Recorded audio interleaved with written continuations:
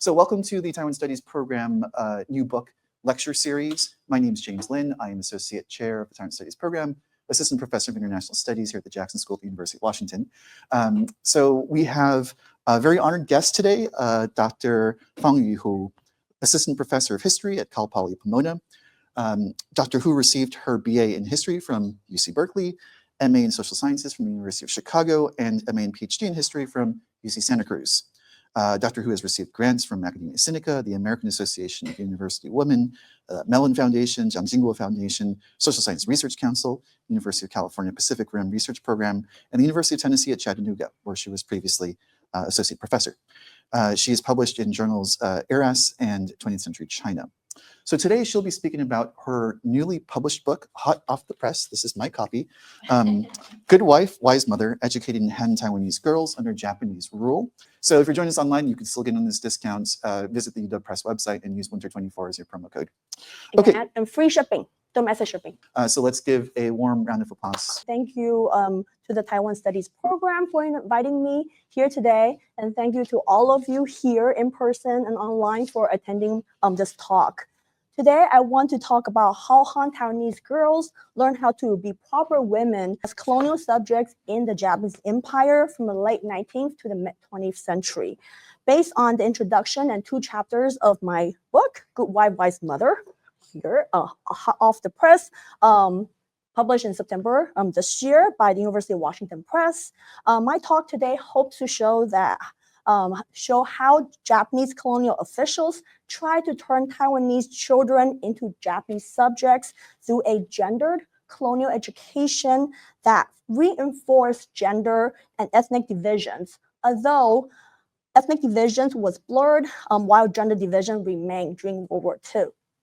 So here are the chapters of my book, roughly in chronological order. Introduction, placing Taiwan in the regional and global context. Chapter 2 looks at the discourse and implementation of the educational system, covering from the 1890s to roughly 1930s, 40s. Chapter 2 looks at Taiwanese response to this educational system. And then chapter 3 looks at wartime mobilization, World War II. Chapter 4 looks at the impact of the education, covering roughly 1940s to the 50s, 60s. And the final chapter talks about memory of this education. And the memories were, I interviewed many people from about early 20-teens. So today I'm going to focus mainly on the introduction and chapter 1 and 3. So let me begin with one of my interviewees, Lin Xianyan, whose father owned a mine and whose mother was a teacher.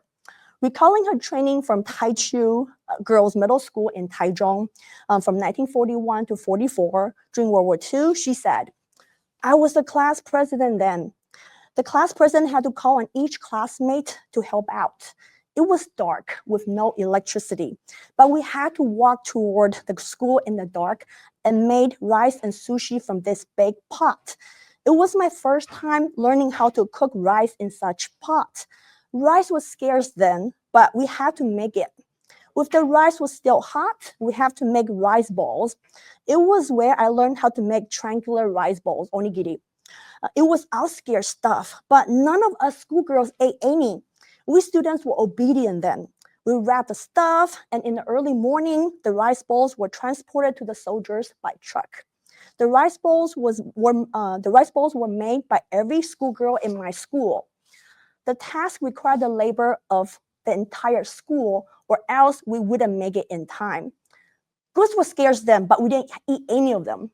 Everyone was junjo, pure, so no one took rice balls home. What we were happy about was that after cooking the rice on the metal pot, we got to eat the remaining rice that was burned at the bottom. It became our breakfast. We were happy to eat it." Lin's story highlights several features of girls' education under Japanese rule: the virtues of cooking, helping the nation, teamwork, and obedience with purity that only schoolgirls could exhibit. Working as a team, Lin and her schoolmates put their cooking training to use. So here we see a photo of 6th graders during a cooking lesson at a primary school, Meiji Kokako in Tainan, in southern Taiwan during World War II. Instead of sleeping, Lin and her schoolmates worked through the night to feed soldiers who were defending the empire. What we see here is how girls in middle school and primary school received and practiced what is known as the good wife, wise mother training. Here is a map of Taiwan's administrative units from 1940. Lin was attending school in Taichung, or Taichu, right there in the middle, left side. The good wife, wise mother training called ryōsai kenbo, 贤妻良母, was an important part of colonial education with dōka, 同化, meaning assimilation, as a guiding principle of Japanese colonial education. Dōka in Taiwan reveals a contradiction in the Japanese implementation of assimilation, which promised inclusion and equality, yet reinforced exclusion and discrimination. Dōka sought to make everyone in the empire Japanese by teaching the Japanese language and imperial ethics. So, to become Japanese meant speaking Japanese, being ready to contribute to industrialization, and for male subjects to be prepared to serve in the military.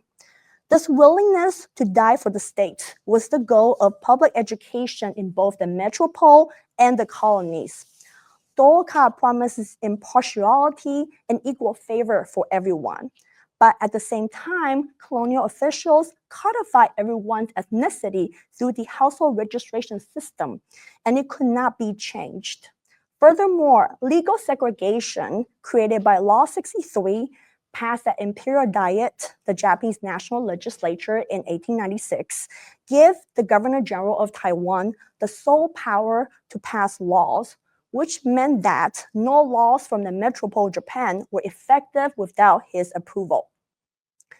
In my book, I argue that assimilation is always gendered, as gender expectations were fundamental to its foundation and success. Gender assimilation meant that it was impossible for the colonized Taiwanese to become equal to the Japanese colonizers. In the Japanese Empire, women were integral to dōka as good wives, wise mothers. That meant that a woman should support her husband and educate her children at home with the knowledge and skills she had obtained in school. In Japanese colonial thinking, the home was important because it was the basis of the nation, and a good wife, wise mother was responsible for improving the quality of the home. My talk today focuses on the teaching and practice of this good wife, wise mother ideal among Taiwanese girls under Japanese rule. Now, let's briefly discuss this good wife, wise mother ideal. Beginning in 1890s in Japan, good wife, wise mother became the official ideal that formed the foundation of girls' education. Japanese colonists introduced this ideal to Taiwan in the same decade. Constructed by engaging with the cult of domesticity in the West from the 19th century, good wife, wise mother was part of a Japanese national, imperial, and colonial project that the Japanese imperialists brought with them to East Asia, to China around 1903 and to Korea in 1906. East Asian leaders and intellectuals found the creation of good wives, wise mothers through education an essential means to strengthen their nation at the turn of the 20th century against Western imperialism. After the First Sino-Japanese War of 1894-95, in which Qing China's loss to Meiji Japan resulted in Taiwan becoming a Japanese colony, the good wife, wise mother concept became Japan's official principle of girls' education, as the government promulgated an educational ordinance in 1899 defining girls' middle school education in the metropole. Although training in how to be a good wife, wise mother was primarily conducted in middle school in Japan, in Taiwan, the link between motherhood and the nation was emphasized even earlier in primary school. Consider a January 23rd, 1910 interview published in Taiwan Daily News, the main government-approved newspaper published in both Japanese and classical Chinese from 1898 to 1941. In this article, Mr. Kato, principal of Moko Primary School, emphasized the importance of girls' education. Where does the good wife, wise mother come from? If girls' education doesn't flourish, then there will be no good wives, wise mothers. Our school focuses on girls' education. In addition to providing handicraft training, such as sewing, embroidery, artificial flower making, and knitting, our school also teaches imperial ethics, kokugo goyu, which refers to Japanese language, arithmetic, singing, games, classical Chinese, drawing, and other subjects. Instructors must teach all that is necessary for a good wife, wise mother to know. Heavy makeup is forbidden. Gold rings and other expensive accessories and clothing are not allowed. Simplicity and cleanliness are the best. Concerning the matters on foot binding and unbinding the feet, the principal frowned suddenly. Taiwan has many harmful customs, with foot binding being the worst. It is torture. Although one's natural body came from her parents, it was made to shrink, limiting a girl's mobility. It is heartless. Thus, the Fujian area went on a decline. This is because women bound their feet and could not assist with their husband's agricultural production. Therefore, we cannot delay unbinding these feet. Out of 82 students enrolled in girls' schools here, 26 bound their feet, 36 unbound their feet, and 20 have natural feet. Unbinding feet is a more urgent matter than cutting a boy's Manchu hair. This interview describes the production of ideal wives and mothers as taking place on school grounds, where girls would not only receive homemaking training, but would also acquire literacy and basic knowledge of a wide range of subjects. The school policy on their students' outward appearances suggests the importance of two feminine virtues, thrift and simplicity, virtues that continue to be promoted during World War II. Principal Kato's criticism of foot binding reveals his view of the practice as uncivilized, since it caused harm to girls and women emotionally and physically. His criticism also linked a girl's physical mobility to the economic production of her husband and consequently her community. Principal Kato's remarks illustrate how the colonial officials from the earliest days of their rule believed that girls' education, the production of ideal wives and mothers, the civilizing process, and the abandonment of old customs were closely interconnected. We just talked about some courses that Principal Kato's primary school requires girls to take.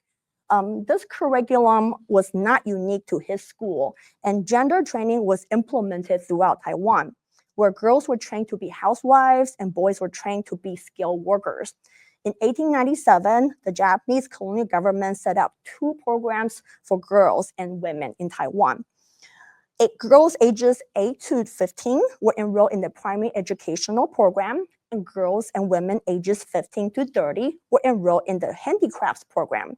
Later, the colonial government set up primary schools for Taiwanese children in 1898 and require all students, boys and girls, to take 6 years of Japanese language, imperial ethics, essay writing, reading, calligraphy, arithmetic, singing, and physical education. In 1907, essay writing, reading, and calligraphy were removed, indicated in the red here, and classical Chinese was added, likely to encourage enrollment. Sewing for girls was added for 4-year and 6-year primary schools. For 6-year primary school, agriculture, handiwork, and commerce were added to the 5th and 6th grade curricula for boys. Even when the colonial government promulgated 2 major educational ordinances in Taiwan in 1919 and 1922, when Japanese history and geography courses were added and changed classical Chinese lessons from a requirement to an elective, gender training remained in place. Boys took vocational learning courses and girls took sewing and home economics courses. Now, let's talk about kokugo, the Japanese language course in school, because it was the most important course in the Japanese assimilation project and included lessons about gender modernity. In a practical sense, the Japanese language functioned as a tool of communication. Ideologically, Japanese believed that their language contained Japanese spirits. in which good wives, wise mothers were expected to be proficient at and raising and educating their children as loyal subjects. The emphasis on the modernizing effects of an educated girl on her home was illustrated by the Japanese language textbooks assigned in Taiwanese schools, with 5 editions total published roughly every decade. An example of this expectation of teaching their family members about the convenience of modern infrastructure can be seen in a 3rd grade language lesson titled Postal Service in the 1st edition of the textbook.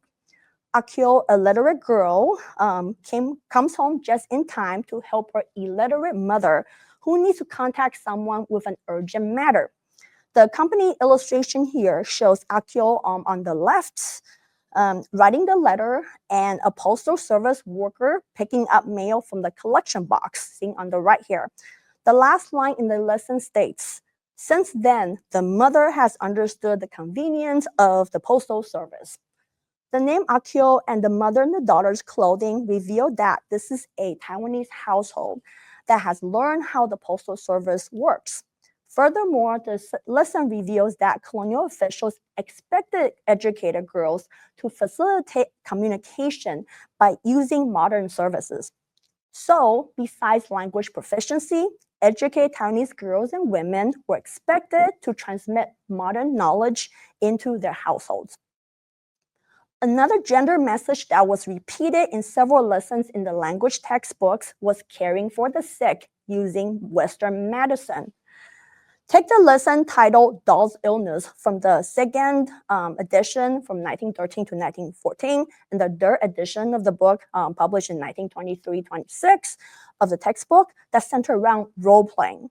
In these lessons, Abun, the younger sister, see on the left, invites her older brother, Agi, on the right, to play doctor. Abun welcomes Agi into her house to examine a sick child, which is a doll. The illustration here shows that the doctor practiced Western medicine as indicated by his bowler hat, coat, watch, glasses, and a black bag on the chair we see here. The presentation of the lesson as a dialogue between siblings shows Taiwanese children how to speak politely using correct Japanese grammar when inviting a guest into one's house. The pretend play demonstrates for Taiwanese students several good behaviors. One model behavior is that the older sibling takes care of the younger sibling by playing gender games together, with this girls playing as caregiver of a child doll. The other model behavior focuses on gender roles, where medical doctors were almost exclusively men and caregivers were mostly women in early 20th century Taiwan. These lessons also show that Western medicine was part of modernization. In the greater context, soon after colonization began, colonial officials started training medical professionals and promoting Western medicine as Japan's scientific colonialism that sought to bring science and civilization to the colonies. Thus, colonial educators used illustrations to reinforce expected gender roles while teaching children the effectiveness of Western medicine, which is a marker of modernity. With these illustrations we have just seen and others in many language textbooks, Japanese officials sought to link modernization with a society's level of civilization by depicting Western and Japanese appearances and practices as modern and Han Taiwanese appearances and customs as backward through a gender lens. Illustrations in the 2nd edition of the language book from the 19-teens suggests that Han Taiwanese men and boys had begun to westernize and enter into the empire by adopting Western looks and coexisting with the Japanese. So here we see the Taiwanese boy has the same short haircut as the Japanese boy, more on the right. The Taiwanese boys on the right, the Japanese boys on the left, and the Taiwanese boy also wears a Western hat. But in contrast, girls and women in the first 3 editions of the textbook, which were used in schools until 1937, are in traditional Han Taiwanese clothes, shoes, and hairstyles. These illustrations suggest that although Taiwanese men have begun modernizing in the early colonial period, Taiwanese women remained backward and unchanged, perhaps resistant to change. So these illustrations and the importation of Good Wife, Wise Mother from Japan, the metropole, reveal that colonial officials fear possible transgressions by uneducated Taiwanese, Han Taiwanese girls and women, who would block progress and modernization in Taiwan, thus hurting Japan by slowing down or even destroying the Japanese empire. They believed that girls and women were important in protecting, but could also destroy society. As early as 1908, Takaki Heitaro, a teacher and principal at Shinjuku Primary School in Hsinchu, Taiwan, warned that Taiwanese women could be the destroyer of civilization in Taiwan. He also suggested that girls' education was a fundamental tool to manage a new colony. To link girls' education with Japan's civilizing mission in Taiwan, Japanese-run periodicals highlighted old customs from Han Taiwanese society, targeting bodily health and food binding as major obstacles to progress that were in desperate need of remediation from a civilized country such as Japan. In 1920, in an article published in the journal Women and Family, Hiromatsu Yoshiomi, a teacher at a girls' middle school in Taipei, criticized foot binding as restricting Taiwanese women's movements. He argued that strong and healthy mothers were essential in producing Japanese nationals with strong and healthy bodies, and thus it was important to reform Taiwanese people's physical bodies. Foot binding came to symbolize the danger Taiwanese women and girls posed as the destroyer of civilization in colonial Taiwan. But the practice had actually become very uncommon by the 1920s. From 1900 to the mid-19 teens, the colonial authorities supported a Taiwanese-led anti-foot binding movement, which advocated for those with bound feet to free their feet, and for those with natural feet to not begin the practice. The movement eradicated foot binding among children within one generation. So by the mid-19 teens, few school-age girls bound their feet. Nevertheless, colonial officials and educators continued to use foot binding as a foil to emphasize their civilizing mission. By depicting colonized women as a symbol of Taiwan's backwardness, the promise of equality and inclusion from dōka became even less attainable as women slowed the assimilation of the Taiwanese to the supposedly superior Japanese civilization. So you have a photo of Beauty of Taiwan, a woman. You can see her bound feet, very tiny feet in this photo here. So as Japan expanded its empire and became embroiled in World War II, gender remained important in defining one's role in the empire. From the mid-1930s to 1945, the mobilization of women and children was crucial to the Japanese effort to establish Taiwan as an important base for the expansion of Japan's imperial ambitions. The appointment in September 1936 of Kobayashi Seizo, the first Governor General of Taiwan with a military background after 18 years of civilian rule, signaled Japan's ambition in Southeast Asia and the Pacific. Kobayashi set 3 goals for Taiwan: Komingao, Huangminghua, which means imperial subjectification. Second one, industrial, and then third one, southern expansion. The goal of Komingao was to turn Taiwanese into loyal Japanese subjects. The purpose of industrialization was to transform Taiwan into an important agricultural processing site with links to South China and Southeast Asia. The mission of southern expansion was to make Taiwan the core base of Japan's expansion into Southeast Asia and the Pacific. These 3 goals foreshadowed the role that the Taiwanese, including children and young women, would play on the home front in Japan's full-scale war in China and the Pacific. Primary school children learn about the Kokuko campaign and the Kokuko no Ie, or Japanese language household campaigns, in their language lessons during the war. Both campaigns sought to erase Han Taiwanese identity and culture while emphasizing the gender-specific roles that women serve in the process. In the fourth edition, published in 1937 to 42 of the textbook, a second grade lesson titled Kokugo no Ie tells of two boys named Michio and Yuichi. Michio visits his friend Yuichi's place on a Sunday. The lesson reveals that Yuichi's grandfather has learned Japanese after attending a kokugo workshop. It also tells how Yuichi's grandmother, who is unable to go to the language workshop because of her weak legs, is learning some Japanese after Yuichi's grandfather started going to the workshop, presumably from her husband.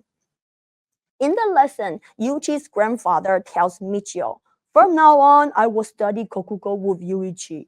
I want to be able to speak kokugo at home."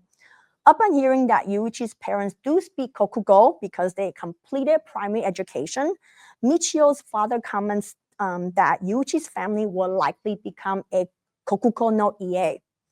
The accompanying illustration here shows an elderly man on the right, dressed in Western style shirts and pants, talking to two primary school age boys dressed in school uniforms in front of a brick house. Their outward appearance would be considered modern and fits the image of Japanese subjects.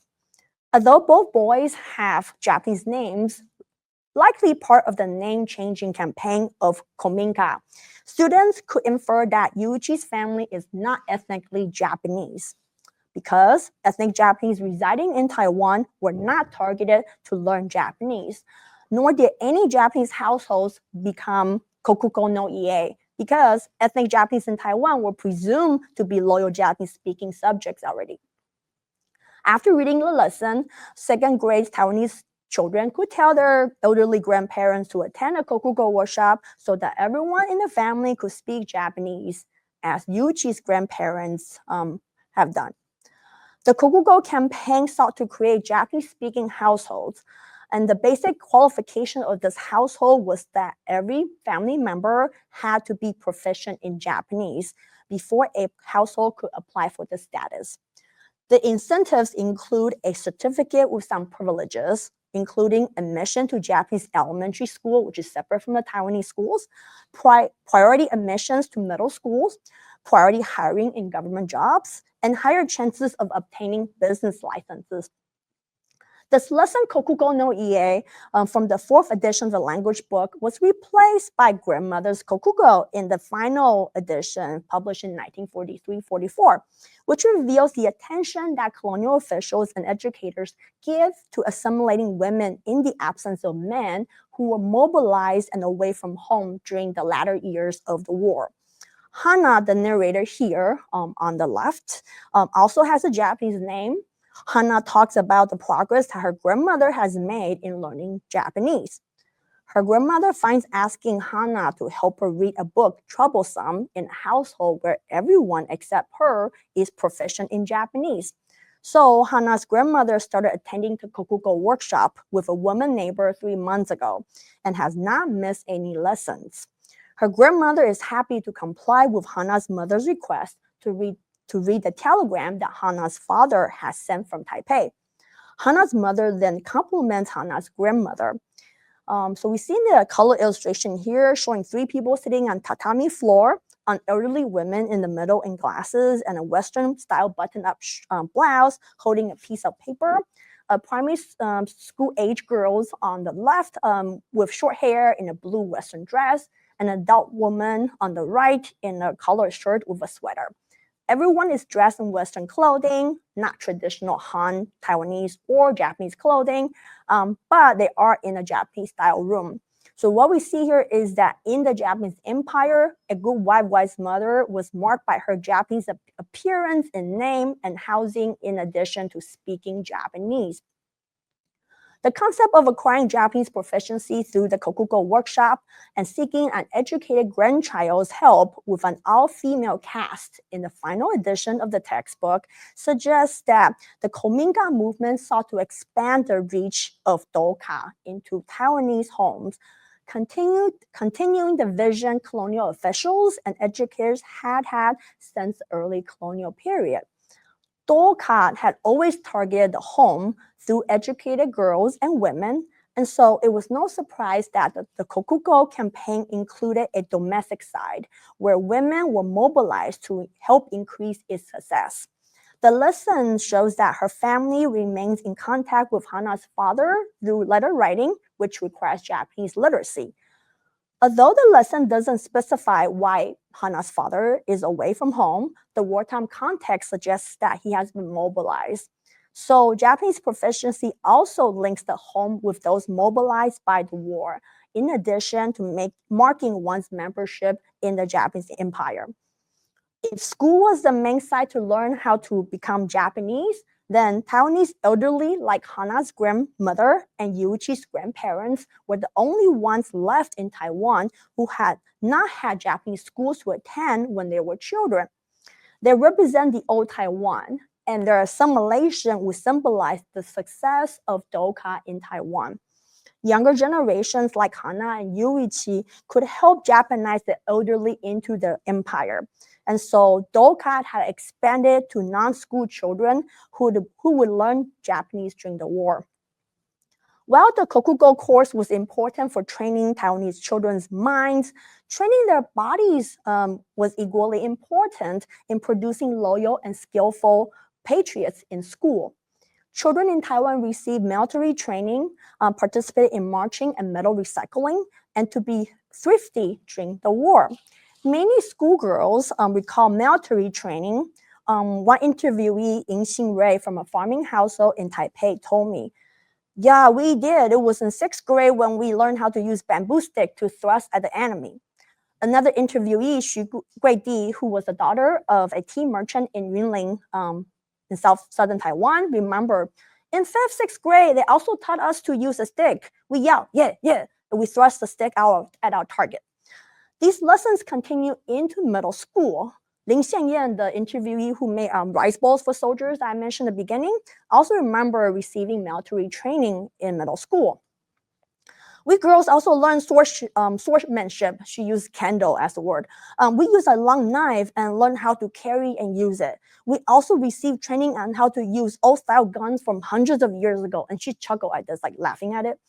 We also used bamboo sticks with sharp ends. We were taught to use them to fight against Americans if they came to attack them while wearing white headbands around our heads. We trained with the bamboo stick every day. We were taught that the Americans despise us, and if they saw us girls, they would definitely want to violate us. Therefore, we were taught that we had to kill Americans with bamboo sticks. Her narrative of their bamboo spear training echo how the Japanese government portrayed Japan and its enemies during the wartime period. Japanese officials portrayed Japan as the purifying sun or the sword of righteousness, in contrast to the image of the United States and the Great Britain as demons who were violent and destructive. The bayonet was seen as Japan's common man's sword of righteousness, and Japanese government propaganda posters depicted the Americans and the British as demons that could be brought down by a bayonet. Instead of a bayonet, Lin, Ing, and Xu used bamboo spears to practice thrusting at their targets.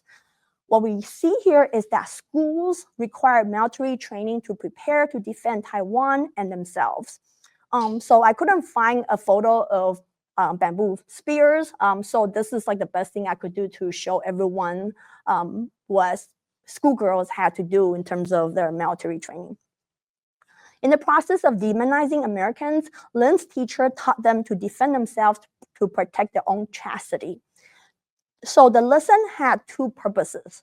First, to imbue schoolgirls with the idea of defending their chastity, and two, to impart military skills on a practical level.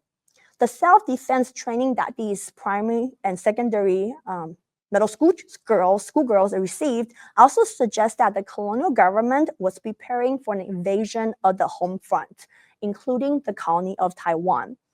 Youths were mobilized for military training on school grounds and youth groups. The justification for military training was gendered: male training to fight for one's country, and female training to defend one's virtue and to support the war effort. While many military training focus more on fighting or defending oneself against the external enemy, physical education had been important since the early colonial period as a way to create healthy national subjects, and it came to reinforce men's role on the front line and women's role on the home front during the war. Physical education included marching, the basic training of group coordination, and dumbbell exercises. The course was implemented with outside class activities such as walking tours, field trips, and hiking. In 1937, it teaches manual on physical education for all primary level schools, included gender-specific lessons. So this is an illustration from that manual. In that manual, boys-only activities involve using one's strength and competing against an opponent, both as individual and team exercises. These exercises sought to increase a boy's physical strength to fight against an enemy, both alone and collectively, which were skills necessary to fight on the front line. In contrast, what we see here, girls-only exercises of marching, dancing, and singing emphasize collective uniform coordination. One of my interviewees, Wu Shurong, the daughter of a woodcraft factory owner in Daxi, remembered that as 4th or 5th grade grader, she and her classmates participated in lantern parades whenever Japan won a battle. She recalled that students had to wear uniforms and meet on school grounds. Their teachers then led them to downtown for the victory parade. They held lanterns and sang military songs while marching around the downtown area for about an hour. To show their patriotism and thrift, students were also mobilized to participate in metal recycling program during the war. In September 1942, the colonial government requested that residents in Taiwan donate metals for weapon production, including copper, iron, copper mixed, gold, aluminum, white gold, tin, lead, diamond, and gold.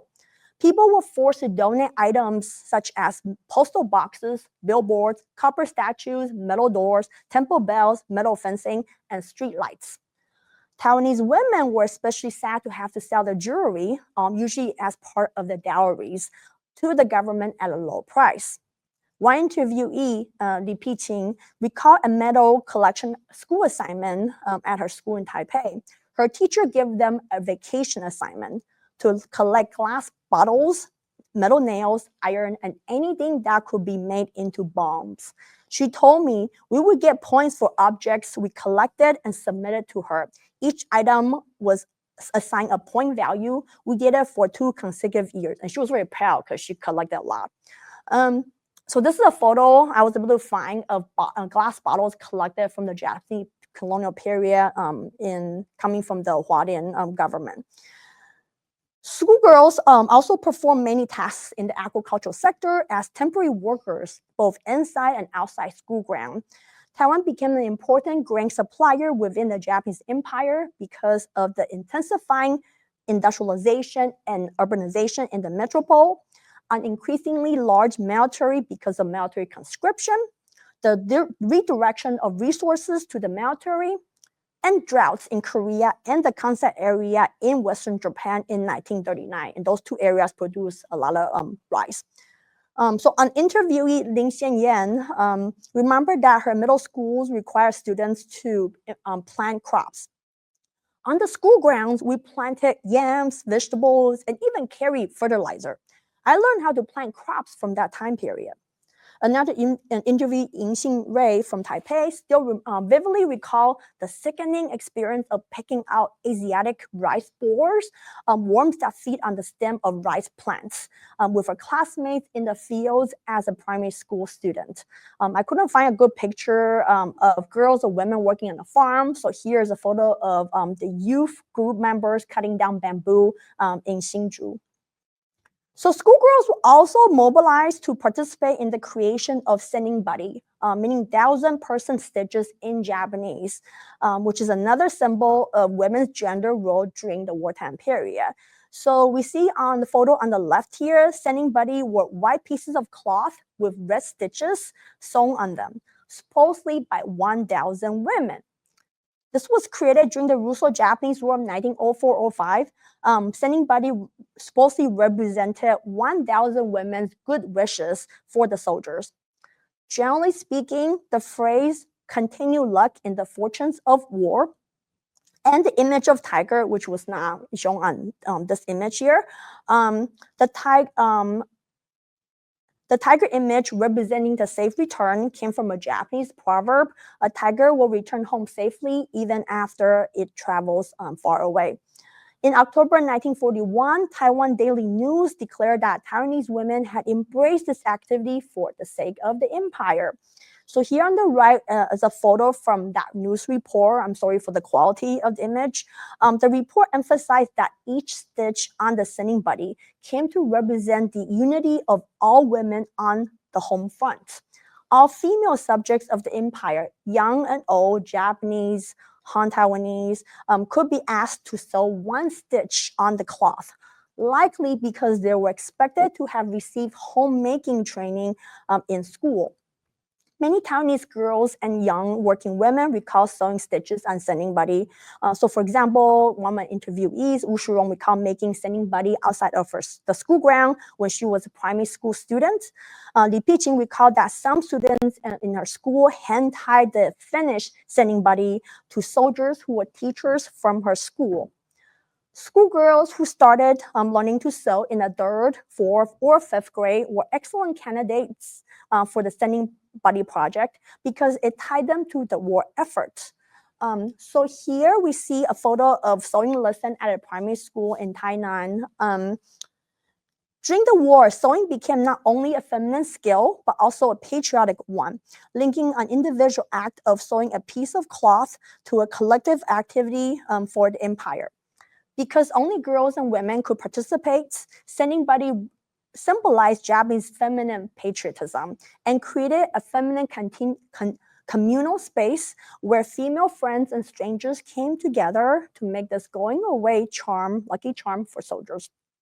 So we see that wartime mobilization redefined gender assimilation in colonial Taiwan as it shifted the training and focus of good wives, wise mothers from the individual households only to the entire empire, which meant that schoolgirls were trained to become good wives, wise mothers of the empire. It was no longer sufficient for schoolgirls and women to keep their individual homes strong and healthy. They had to work together to keep the empire strong and healthy, both mentally and physically. They do this by showing their support through patriotic activities and mobilized labor. And in the process of receiving spiritual and physical training and participating in agricultural production and patriotic activities, schoolgirls became Japanese imperial subjects. My talk today focuses on what Japanese officials did in Taiwan.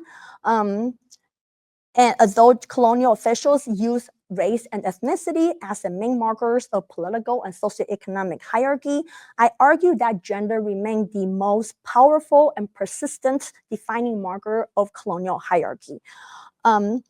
My book emphasizes the importance of gender in assimilation and not only race or ethnicity in many studies on assimilation in empire studies in East Asia and elsewhere. And so again, today, even though I focus on the Japanese ideal and implementation of such ideals, my book emphasizes the Taiwanese voice and experiences in this process. So if you want to find out about that side of it, read my book, or of course I can take questions as well. I look forward to your comments and questions. Thank you. What Fang just presented now, which is a lot of the excerpts from her oral histories, are really quite unique. I have not seen a book in English that utilizes that level of oral histories, and so that part I thought was very, very special. Now we'll take questions. So again, if you're joining us online, you can leave questions in the comment section, and I'll read them out loud for Dr. Hu to answer. So Jing asked 2 questions. The first one is about the continuation from the Qing period. Was traditional Chinese education continued under the Japanese colonial era? What happened to it? The second question is about the difference between kind of policy and reality. We had known your policy.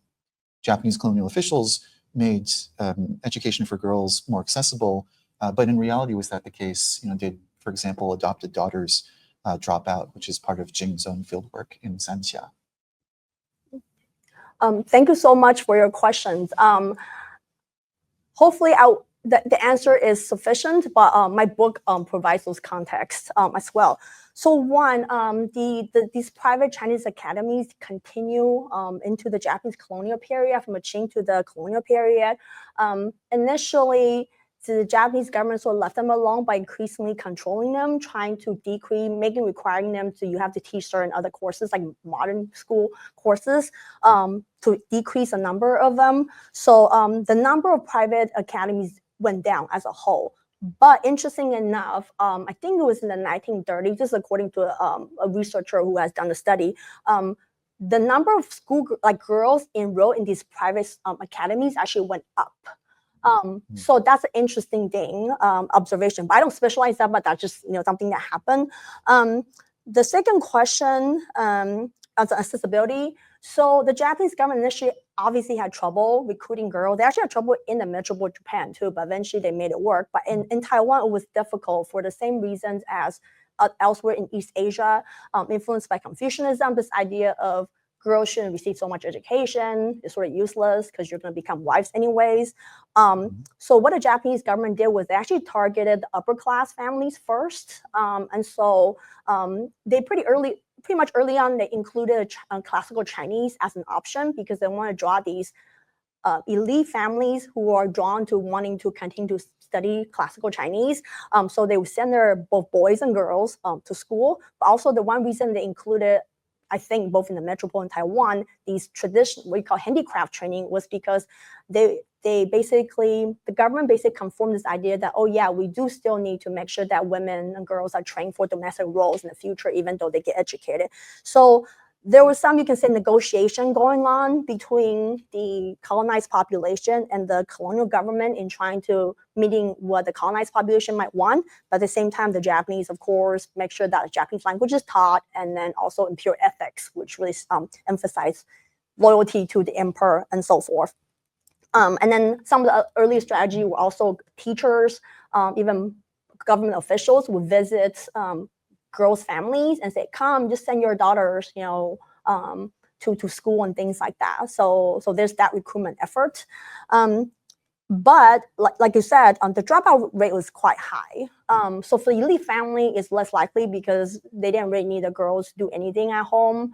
Although my chapter talks about what kind of education and training even elite families were providing the girls.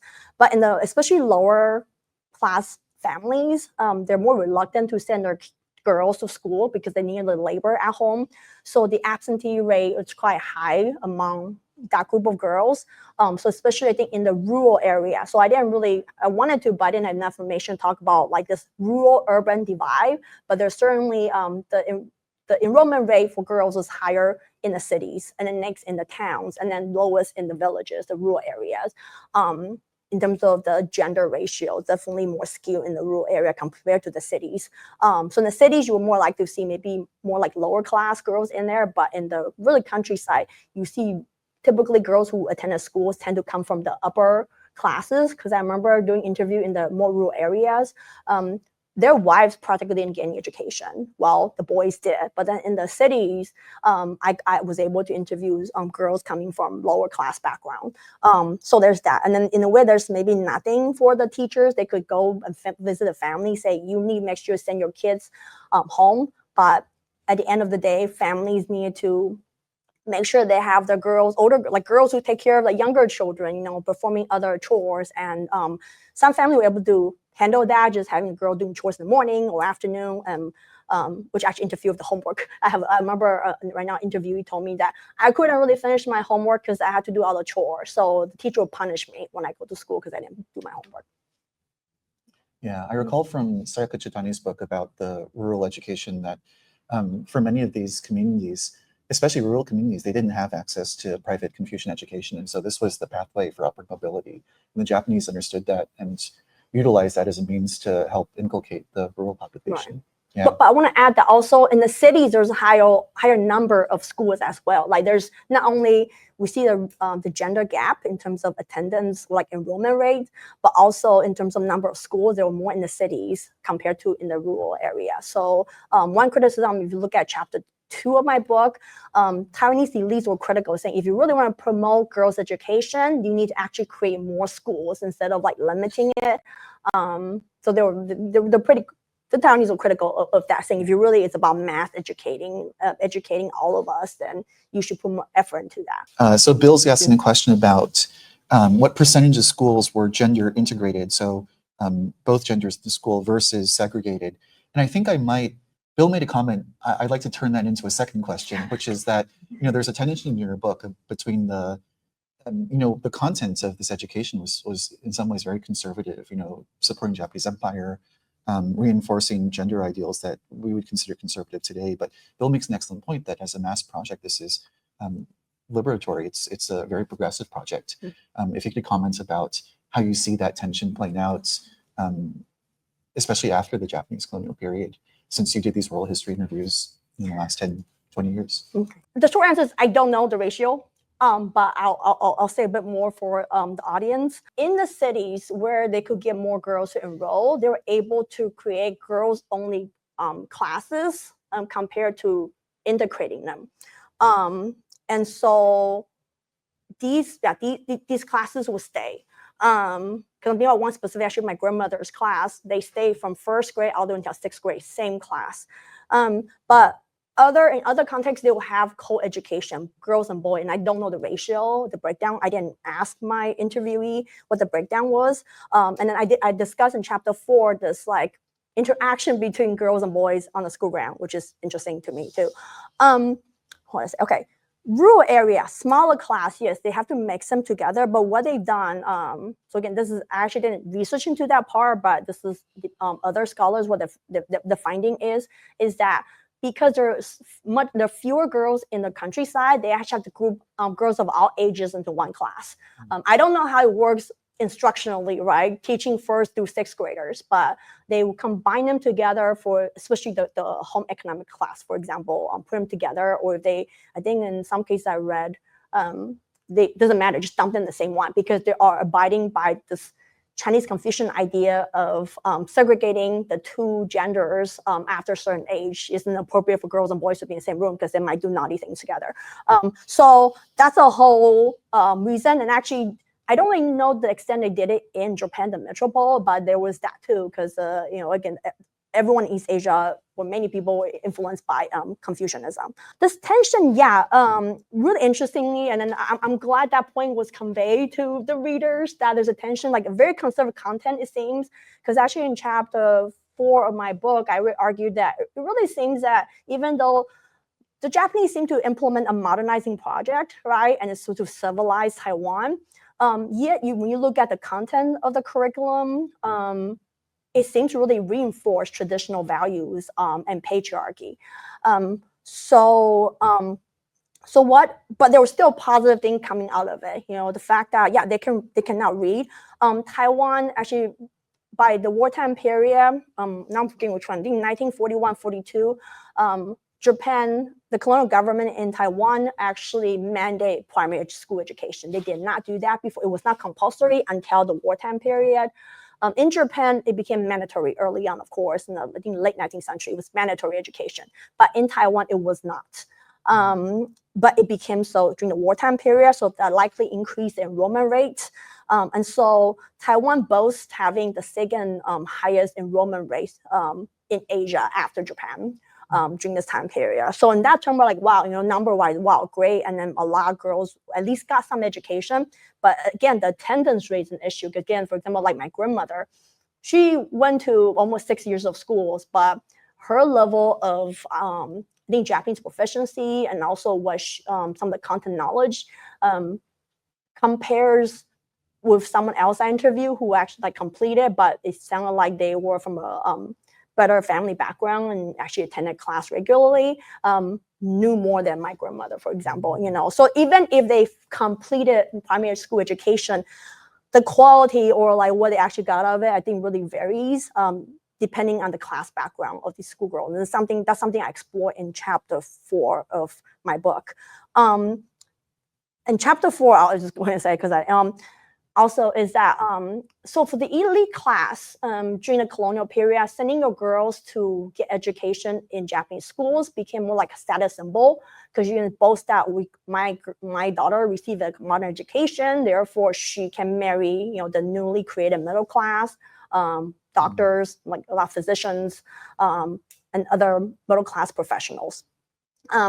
For the lower class, it's because some of these jobs increasingly over the course of colonial period many of these jobs require Japanese proficiency. You have to speak some Japanese. So for the practical reasons, some of the lower class families would say, okay, especially the one in the cities, which they have easier access to school, they'll send the girls to complete at least primary school education, because that was actually sufficient for the Japanese government. They didn't actually want students, even in the metropolitan Japan, by the way, they wanted everyone to get just primary school education, but only the sort of elites can go on to receive secondary and higher education in Japan. In Taiwan, they pretty much, if they could, they just want Taiwanese to complete primary school education, the secondary education,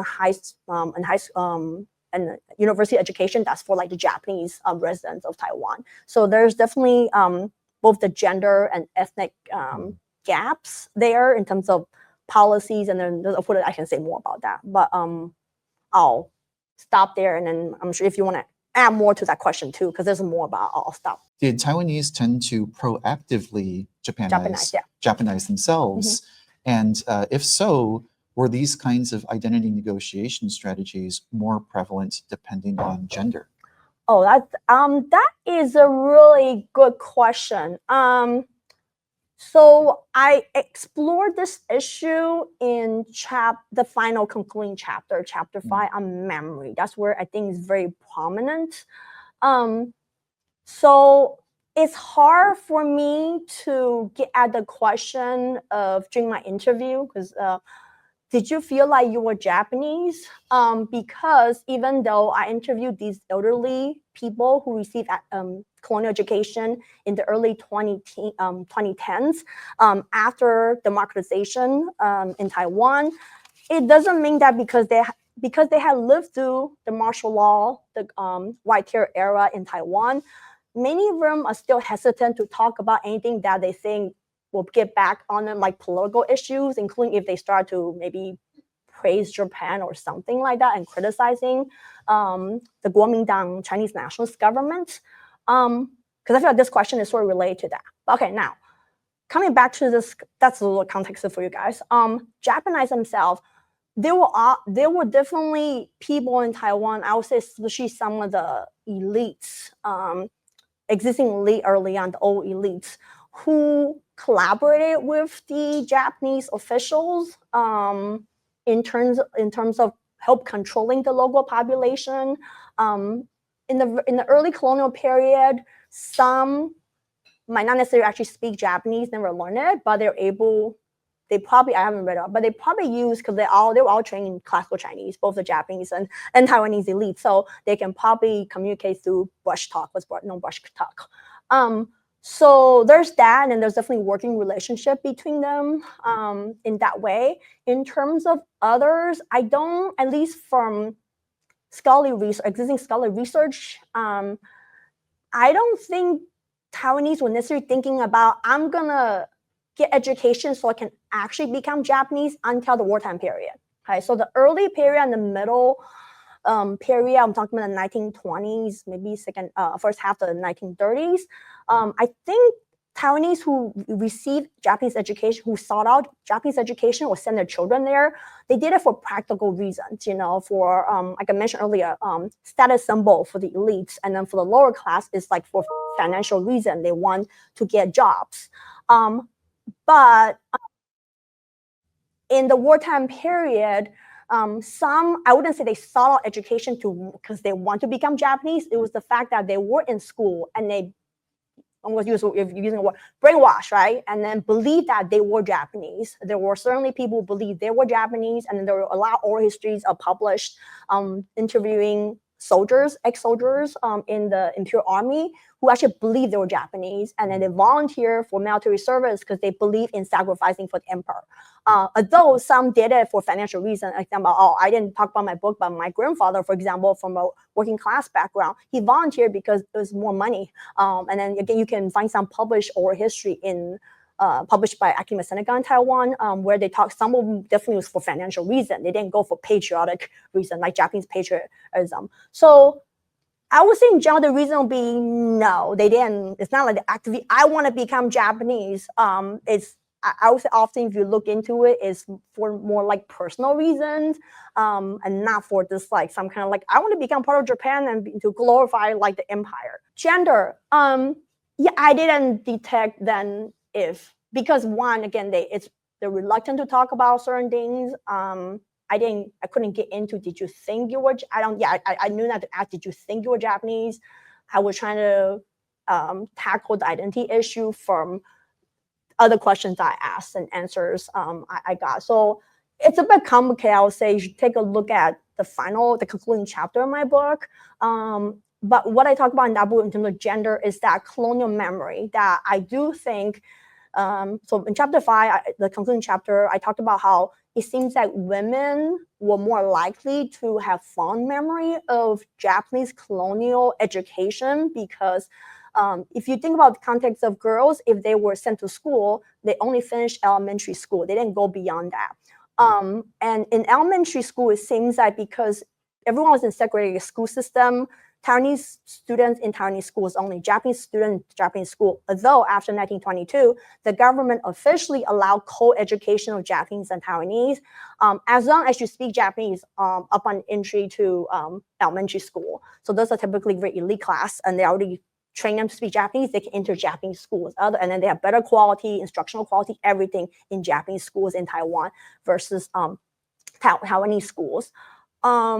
So anyway, because of limited access to education, they're pretty segregated. There's usually no tension in if you just went to elementary school. You for the girls or even boys, oh, my Japanese teacher was very nice to me, and they might be a Taiwanese teacher, but they just remember that how teachers were really nice to them. But if they start go to middle school, this has been documented. Typically, boys' middle schools, they will have tension because it's actually co-education. They were enrolled alongside Japanese students, and that's where the ethnic division tension really arose. And so only I think for boys who went through that, again, very elite class, were able to attend secondary school and like college, they really had they faced discrimination, like from their Japanese classmates or higher. There's the whole thing I thought because scholars that work on this. And so men might be more likely to be critical of Japanese colonialism, but at the same time in my interview, because I try to interview people across different class background, and then so that means I have a lot of lower class background people, because I in a way actually focus on primary education. I mean, I of course interview people who were educated past beyond that, but because I think of my sample size, so-called, the memory was in general very positive. They remember it was good because the teachers were good, or the Japanese co-workers were good. But that's also because it's a wartime generation. They were brought up during this intensified effort to Japanize everybody. And then, like I mentioned, it seems like ethnic divisions start to be blurred as Taiwanese men were drafted into the military. You can also serve and die for the emperor just like the Japanese could. But women, like gender still, right? Women still could not serve, regardless if you're Japanese or Taiwanese, you could not serve. So there's sort of, I guess, illusion of maybe some kind of equality that was achievable, and regardless of ethnicity. I guess I'll ask about the metropole versus the colony. Could you tell us a little bit more about how Japanese colonial education of girls differed in Taiwan versus other parts of the Japanese Empire, and also within the metropole itself? Okay, see if I can do that. So I did a little bit of that in my book, but not too much. So this is an overview, and then of course, if you're interested, I can refer you to books. I mean, you asked a question, but in case some of you are interested as well. So the Japanese education, how the metropole was set up to, some scholars call it a classes system, where again, majority of population, mainly lower class, need to compulsory. You must complete primary education. And then the newly formed middle class, upper class, you can go on. And they do have, so elementary school level, next level, you have vocational training to be technicians, farmers doing business. And then you have middle school and then high school. Those are for the academic route, right? If you want to become civil servants or professor or something, right? Or lawyers, you have to go that route. So in Japan, they have a whole thing. They set it all the way to university. They have graduate programs, so forth. So the system is pretty complete. Girls and boys were co-educated. I'm not sure to what extent later, like starting at maybe 1910s and 20s on, the extent of co-education at the primary school level in Japan. But that's not my, like I didn't look into that. But I would think it would maybe more acceptable, but I'm not sure in Japan, because in Taiwan it's more strict. That's a sense like, yeah, the gender segregation was practiced more, and yeah. So so there's that. But then once you get to past primary school level in Japan, girls definitely went to girls' school only, like just segregated by gender. You are not allowed to attend the same school. At some point, some of the universities in Japan did admitted women into the university, but no, it's usually basically middle school, girls only middle school, girls only high school or teacher schools, girls only, women only, and then university, same thing, women only. So in Japan, it's very segregated, okay? In Taiwan, less opportunity for women. Women, eventually, they did, I mentioned early on, there were 2 programs the government set up, and then they convert the handicraft program into a middle school. How would I? So in Taiwan itself, the opportunities for women were primary school, and then there's middle school. And then after middle school, later on in the 1930s and 40s, they did set up something that's beyond, you can call it high school level-ish, but they're all home economic schools, okay? So you can do, yeah, and then some of them even just, instead of going to middle school academically, you just go to some kind of home economic school. So they have sort of difference, but no university level for women. So there were few Taiwanese women who want to pursue, who became pharmacists, physician, they had to go to Japan for that. Okay, and they don't venture outside of Japan because they went through the Japanese education. They always speak Japanese. So, and as most of you look at empire studies, like colonized subjects stay within the empire and saw a lot of educational opportunities in the metropole because there are more opportunities there. So that happened. Of course, for Taiwanese men, they can go out. They usually pursue. Eventually, there was a university for Taiwanese boys in Taiwan. The National Taiwan was now the National Taiwanese University. Back then, was Taiwan Imperial University. But yeah, it's mostly Japanese students. Taiwanese students don't admit it. But for men, there are also medical schools. So you can do that actually right after primary school. That's program. Or some will, yeah, that's the route. Or some you get to the teacher school. So it's the middle school route or teacher school after you complete primary education. And then teacher's program is all free. So a lot of Taiwanese, if you're from a lower class, you want to advance socially and economically, you want to get into the teacher school so you can get free education and then you become civil servant, because being a teacher in Taiwan is you're part of the bureaucracy. You're recognized as a government official. So there's that. Sorry, I'm getting it because this is the whole system. So coming back, I think you asked about educational opportunities. So Taiwan, more limited, girls, very limited opportunities for girls, more for Japan, in Japan. So if you want to pursue it, that's the way to go. In Korea, the Korea is the case I looked at. Korea elementary schools, the enrollment rate for girls was much lower in Korea.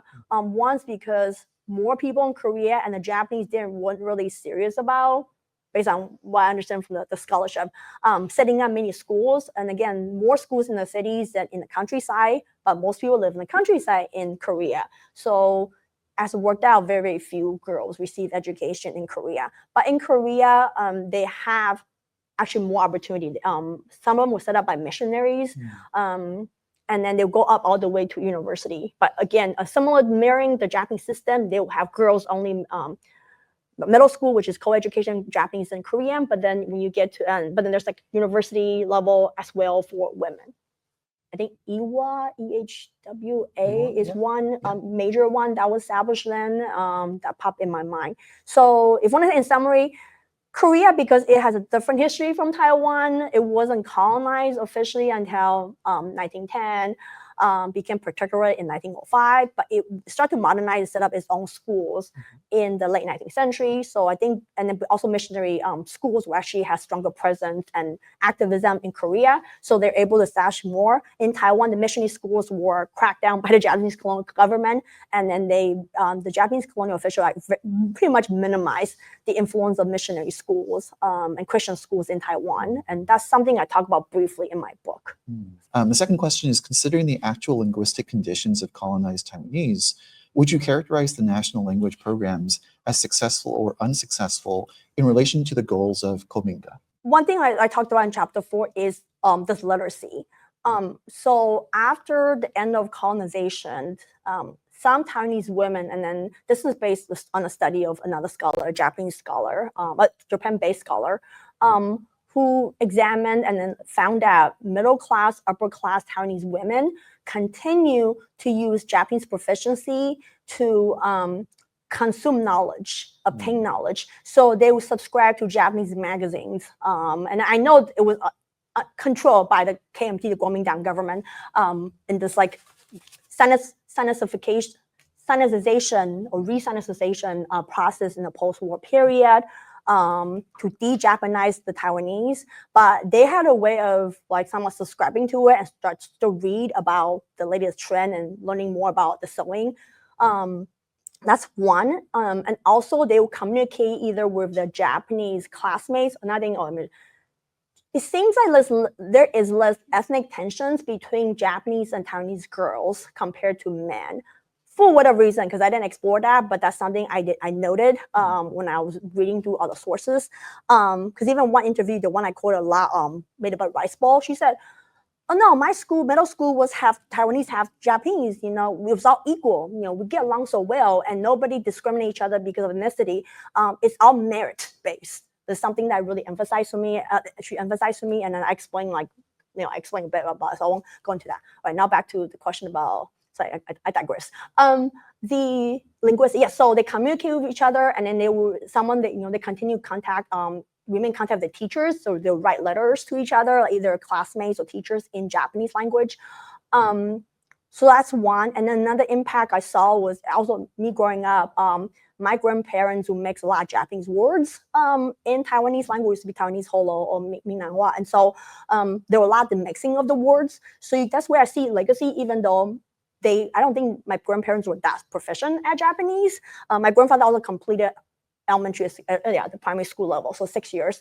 But there were these words that were integral to the Taiwanese language after World War II. And so that's something I mentioned a bit in terms of legacy.